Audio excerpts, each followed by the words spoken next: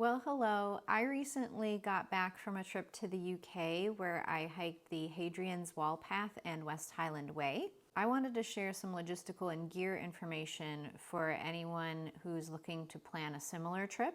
Since both trails involved hiking through towns, the gear that I needed to bring was different than traditional through hikes. There are also some things that I needed to know about and bring on a UK specific trip that I wanted to talk about. And lastly, I wanted to talk about my pack weight and the issues I experienced with my backpack on this trip.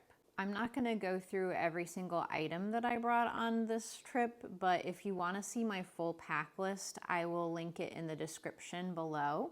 First, the gear that I brought on this trip was a bit different. Since I would be stopping in towns to eat and fill up on water, I didn't have to bring as much food and water with me. I typically carried 1 to 2 days of food at a time. I also really didn't need a water filter, but I did bring one just in case. Since a lot of places had showers but didn't provide towels, I also brought a microfiber towel with me. Flying overseas meant that I couldn't bring a fuel canister, so I planned to bring a butane stove and purchase one when I got to the UK.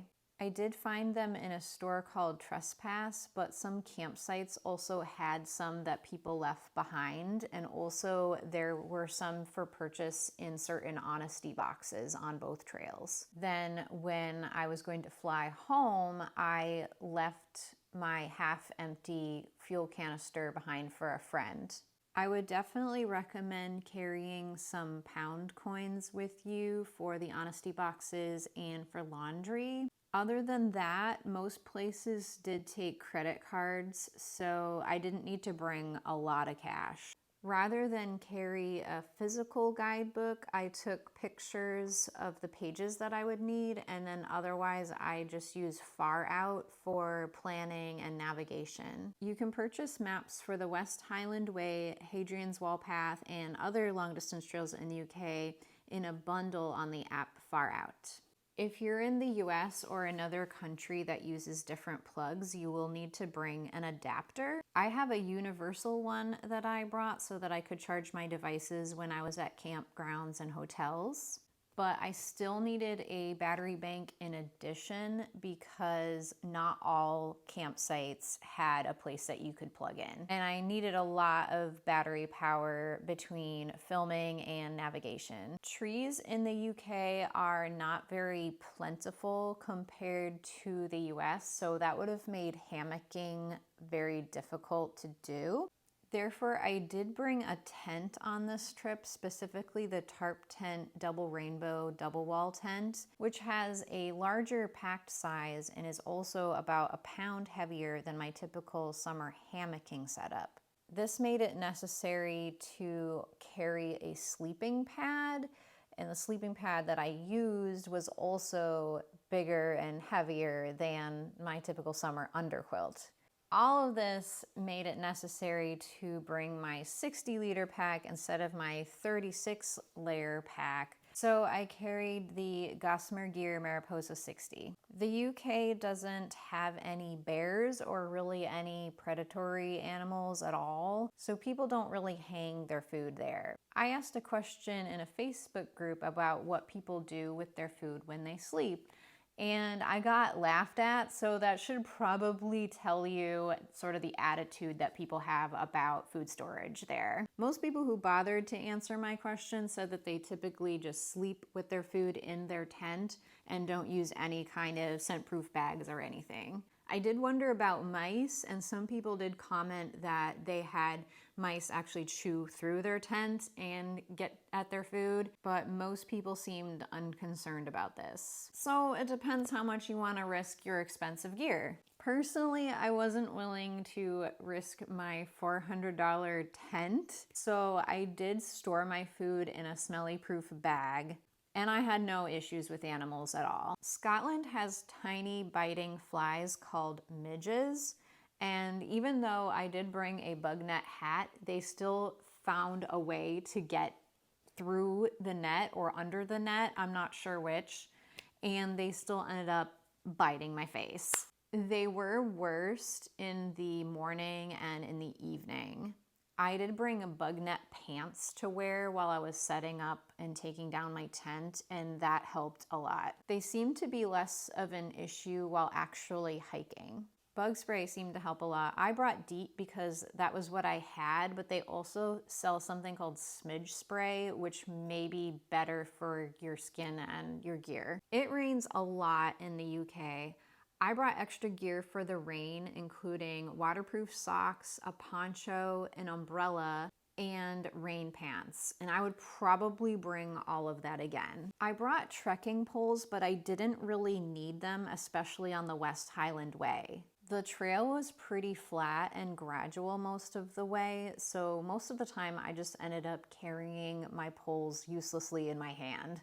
If I did it again, I'd probably just bring one that I could use with my camera. One thing that surprised me was how little I needed my headlamp.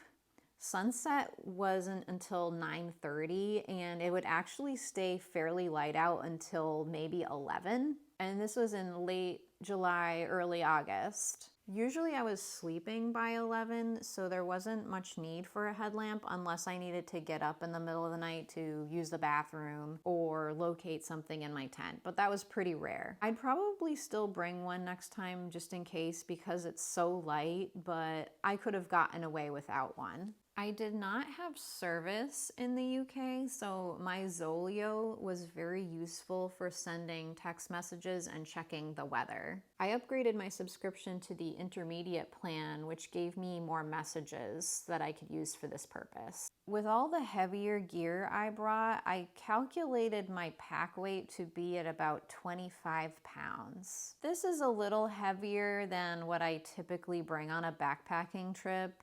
Usually in the summer, I like to keep my weight right around 20 pounds or even less. But 25 pounds is still well within the recommended weight limits for the Mariposa 60. The Gossamer Gear website actually claims that you should be able to carry 35 pounds in it comfortably. So I was surprised when I could feel all of the weight bearing down on my shoulders. I experienced more shoulder pain on this trip than I have any other trip in the past. And my pack weight is the only thing I can think of that was different. I tried all different adjustments and some would give temporary relief, but nothing worked long term. I was really disappointed and it got me thinking about whether or not I'd even want to bring this pack on a trip where I needed to carry more than 20 pounds. I think if I did this trip again, I would either want to get a new backpack that could comfortably carry more weight, or I would figure out a way to get my pack weight down further or use a baggage transfer service. So if you don't know what those are, you can hire a company to basically bring all of your luggage from one campsite or hotel to the next place you're staying.